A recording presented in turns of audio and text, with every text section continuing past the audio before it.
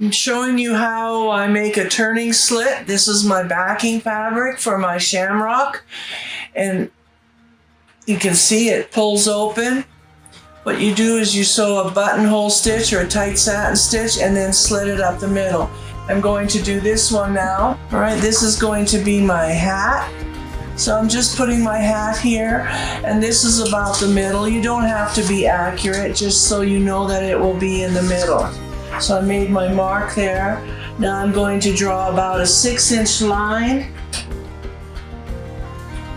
maybe 5 inches. 6 inches is very long. And now I'm going to, if you sew that the same as I did the other one.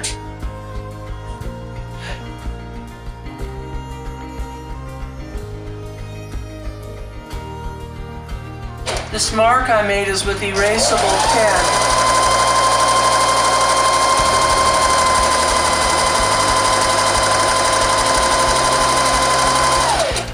Which is a very handy thing to have. Okay, so now just turn around, go up the other way, leaving a little bit of a space between the two of them so I can cut it open.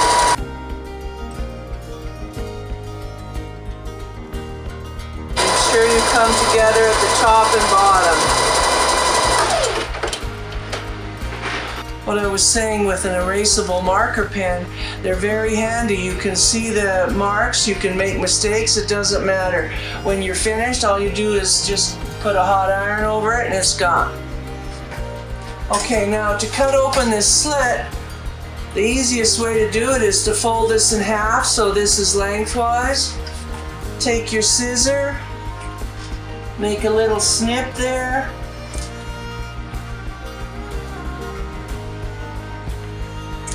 Then open it up, and now you can get your scissor in there, no problem, and just cut your slit. Try to make sure you don't cut through the stitching anywhere. So this is a turning slit. We're going to be making a turnover with both of these. I don't like the wrinkle, so I just spray starch it.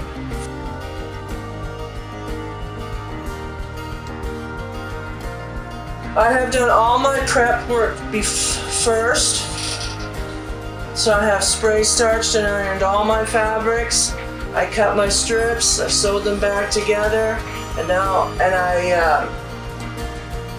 I'm using batting pieces from my batting stash, so I sewed those together so they were big enough, and now I've done this. Okay, so now we're going to put it together. And I have found that 2 layers of warm and natural batting is plenty for a pot holder. You don't need any special batting or anything, you just need 2 layers. Here is my strip set. One thing you'll notice with my strip set is I got all these longer ends. I just cut my fabric from my strips from my stash, which can be any length. To layer this sandwich, because it's a turnover, we put the batting goes down first. Then your top fabric, your strip set, goes down next, right side up. Next goes your backing fabric with a turning slit, and that goes right side down. And last but not least is our paper template. Now make sure that your template is on the strip set, not over it. Okay, mine's good. You can move it up as far as you can so you don't waste it in case you want to make another one.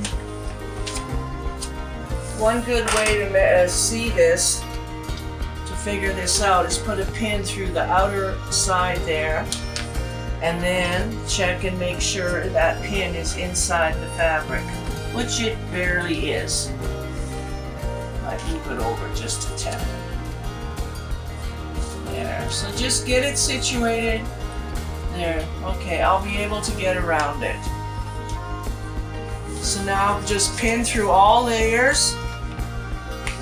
These big quilting pins, long quilting pins, are certainly handy for this.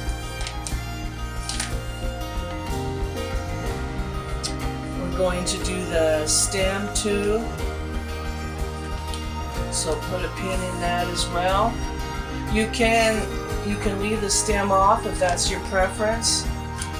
All right, now, well, we just put this whole sandwich in the machine and just sew around it, a 1/4 inch around seam around the outside of this. Start anywhere.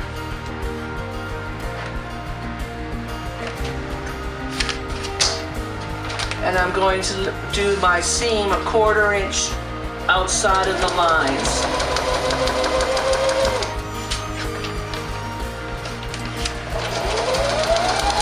And you just follow around.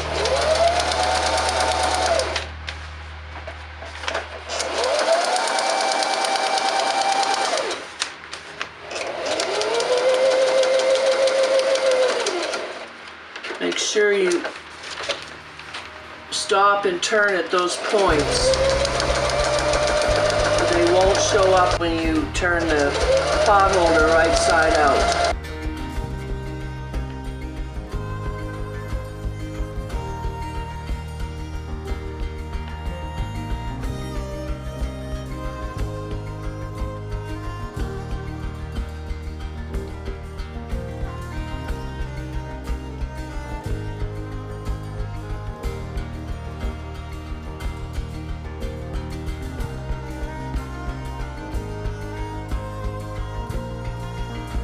All right, the advantages to doing a turnover like this is that you get your perfect shape. You don't have to fool around or anything like that. It's just all there. And also when you sew like this, you can pull this paper off where you stitched it, usually, and you still have the template that you can use over and over and over again.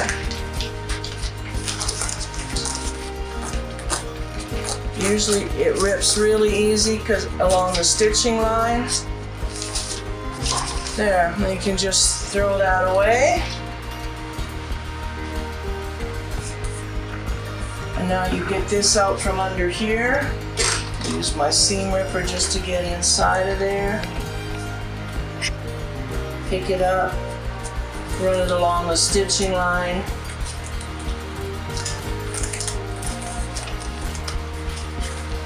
And this